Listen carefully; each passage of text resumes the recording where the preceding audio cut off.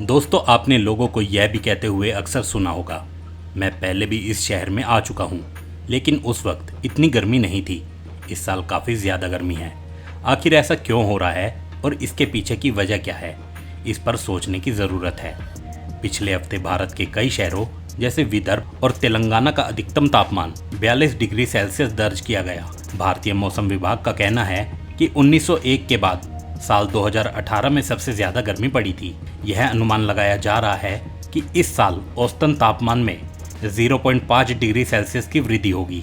Skymet weather के मुताबिक महाराष्ट्र के ब्रह्मपुरी का तापमान 46.4 डिग्री और उत्तर प्रदेश के वाराणसी का तापमान 46 डिग्री, चंद्रपुर का तापमान 45.5, बांद्रा का तापमान 45.4 और वर्धा का तापमान 44.9 डिग्री सेल्सियस दर्ज किया जा चुका है। जलवायु वेबसाइट एल्डोराडो के जारी आंकड़ों के मुताबिक पिछले शुक्रवार को मध्य भारत पृथ्वी के सबसे गर्म क्षेत्रों में से एक था। वेबसाइट के मुताबिक मध्य भारत के कुछ शहरों को दुनिया के 15 सबसे गर्म शहरों में शामिल किया गया है।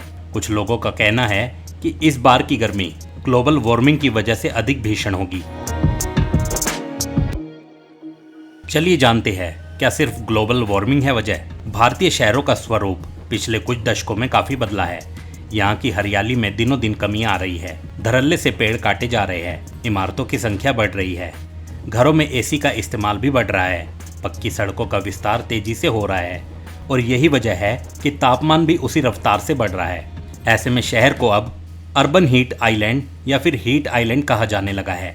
अगर हवा की गति कम है तो शहरों में अर्बन हीट आइलैंड बनते आसानी से देखा जा सकता है। शहरों में जितनी ज्यादा जनसंख्या होगी, हीट आइलैंड बनने की गुंजाइश उतनी ही ज्यादा होगी। जब हम शहरों की सीमा पार करते हैं, हमें राहत महसूस होती है। सावित्रीबाई फूले पुणे विश्वविद्यालय में भूगोल के प्रोफेसर डॉक्टर अमित धोरडे कहते हैं कि शहरों में बढ़ते निर्माण कार्यों और उसके बदलते स्वरूप के चलते हवा की गति में कमी आई है। डॉक्टर धोरडे कहते हैं कि हरियाली वाले क्षेत्र कम हो रहे हैं, टार की सड़कों का विस्तार हो रहा है और यही वजह है कि तापमान तेजी से बढ़ रहा है। साल 2007 में हम लोगों ने एक अध्ययन किया था जिसमें हमने पाया कि शहरों के अधिकतम तापमान में वृद्धि हुई है। यूरोप में न्यूनतम तापमान बढ़ रहा है, अधिकतम तापमान में वृद्धि हो रही है। इसी विश्वविद्यालय की मानसी देसाई भारतीय शहरों और उसके बढ़ते तापमान का शोध कर रही है। वो कहती है कि तापमान वृद्धि में ग्लोबल वार्मिंग एक वजह जरूर है, लेकिन अगर हम शहरों का अध्ययन करें तो हमें पता चलता है कि जमीन का बदलता उपयोग भी इसकी बड़ी वजह है। तारकोल की सड़क और कंक्रीट की इमारत ऊष्मा को अपने अंदर सोखती है और उसे दोपहर और रात में छोड़ती है। नए शहरों के तापमान तेजी से बढ़ रहे हैं। पहले से बड़े महानगरों की तुलना में ये ज्यादा तेजी से गर्म हो रहे हैं। भारतीय मौसम विभाग के निदेशक डॉक्टर रंजन केलकर कहते हैं कि शहरों में बढ़ते तापमान को लोग ग्लोबल वार्मिंग से जोड़कर देखते हैं, लेकिन इसके लिए सिर्फ वो ही जिम्मेदार नहीं है। उन्होंने कहा कि 1893 में भी तापमान अपने रिकॉर्ड स्तर पर पहुंचा था। हमें ये भी दावा करने वाली खबरें पढ़ने को मिलती है कि तापमान ने पिछले 100 सालों का रिकॉर्ड तोड़ दिया है। यदि 100 साल पहले भी ऐसा हुआ था तो जाहिर है कि तापमान 100 साल पहले भी इतना ही बड़ा होगा। इसलिए ऐसी हर घटना को ग्लोबल वार्मिंग से जोड़ना सही नहीं है। वो कहते हैं कि तापमान को देखने से पहले हमें हवा के रुख को भी देखना चाहिए। अगर हवा राजस्थान की ओर से आ रही है तो जाहिर सी बात है ये ज़्यादा गर्म होगी। अगर तूफान की दिशा बदल जाती है तो शहरों का तापमान भी बदल जाता है। जैसे कि इन दिनों फनी चक्रवात की वजह से उत्तर और मध्य भारत के शहरों का तापमान बदला है। कई जगहों पर इसकी वजह से बारिश भी हुई है।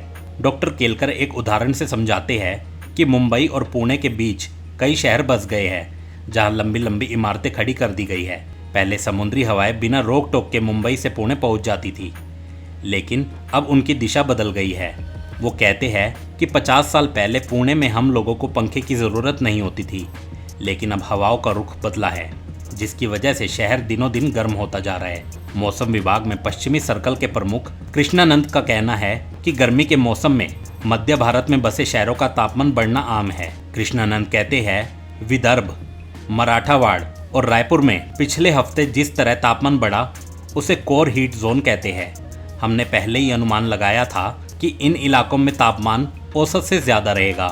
तापमान बढ़ने का असर अप्रैल के तीसरे हफ्ते से ही दिखने लगा था, हालांकि अब ये थोड़ा सामान्य हो गया है।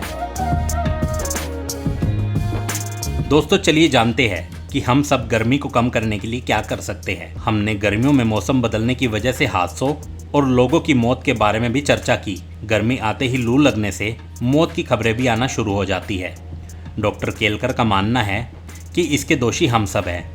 वो कहते हैं हमें बदलते मौसम के अनुसार अपना खाना पीना और कपड़े पहनने का तरीका बदलने की ज़रूरत है। ऐसे हादसे इसलिए भी होते हैं क्योंकि हम अपनी ज़िंदगी में ज़रूरी बदलाव नहीं करते।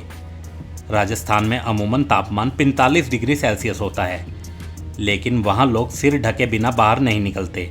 वहाँ पीने का पानी हर जगह मौजूद होता है। वो पानी पीने के बाद ही घर से बाहर निकलते थे।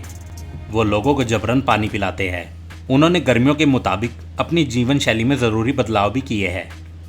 बाकियों को उनसे सीखना चाहिए। अगर उत्तर भारत में आप धूल भरी आंधी के वक्त घर से बाहर निकलते हैं तो निश्चित तौर पर आप खतरे में होंगे। इसलिए आपको सारी चीज़ें सोचने समझने के बाद ही घर से बाहर निकलना चाहिए।